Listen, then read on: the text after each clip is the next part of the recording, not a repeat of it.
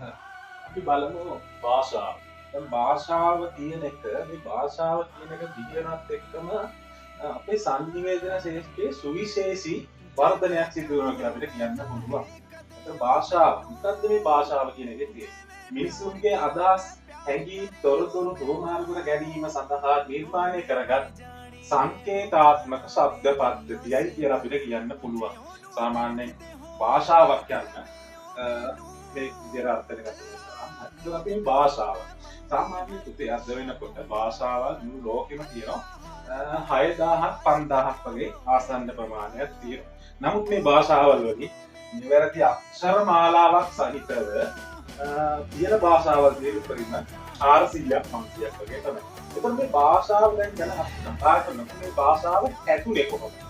මේ භාෂාව කොහොමද අපි හැදුනේ? මේ භාෂාව පිළිගන්නේ කොහොමද? මේ භාෂාව හොයාගත්තේ කවුද? මේව ගත්තම විවිධ මත තියෙනවා. අපි දැන් විවිධ මත ඉදිරිපත් කළා. පළවෙනි එක විතර අපි ගන්න පුළුවන් සතුන්ගේ හඬවල්. ඒ කියන්නේ උදාහරණයක් වශයෙන් ගත්තොත් ඔය බල්ලා, පූසා, තව ඒකට ගේම්බා වගේ සතුන්ගේ හඬවල් අධ්‍යයනය කළා. ඒ හඬවල් යොදාගෙන මේක මුලින්ම භාෂාවක් නිර්මාණය වුණා කියලා විද්වතුන් කියනවා. ඒ වගේම තව කියනවා සමූහ කාර්යයන් ලොකු බර වැඩක් කරනකොට ඔය අපි තාත්තලා එහෙම සාමාන්‍ය ලොකු දෙයක් වැඩ කරනකොට නැත්නම් ලොකු බර වැඩක් කරනකොට ඊවන වචන තියෙන්නේ. අන්නේ වචන යොදාගෙන මේ භාෂාව කියන එක නිර්මාණය වුණා කියලා තවත් විද්වතුන් කිසිසක් කියනවා. ඒක තව පංචේන්ද්‍රයන් වලට දැනෙන විවිධ සංවේද.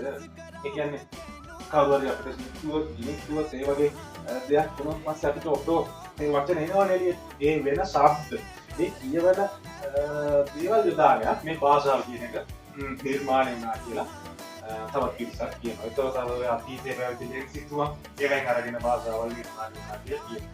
ඒකට මෙහෙම නිර්මාණය වෙච්ච භාෂාව අද වෙනකොට අපේ සංනිවේදන ශේෂ්ත්‍රයේ ඩිජිටල් තාක්ෂණය දක්වා ගෝලීයකරණයක් කරන්න මේ භාෂාව මුල් වෙලා තියෙනවා. එතකොට මේ භාෂාවක් අපිට උවමනා වෙන්නේ මොකටද? කිසියම්ම කිව්ව සාමාන්‍යයෙන් අපේ අවශ්‍යතා වුණා සඳහා මේ භාෂාව කියන එක අනිවාර්යයෙන්ම අපිට ඕනි. එතකොට තව එකක් තමයි සමාජ පැවැත්ම, සංස්කෘතික රුවමාරුව, දැනුම බෙදා හැරීම, හැඟීම් ප්‍රකාශනය. මේ සේරටම අපිට භාෂාව කියන භාෂාවක් නැතුව මේ කියන කිසිම දෙයක් අපිට කරන්න බෑ. එතකොට තව එකක් තමයි පුද්ගල අනන්‍යතාවය. නැත්නම් සංස්කෘතික සලකුණක්.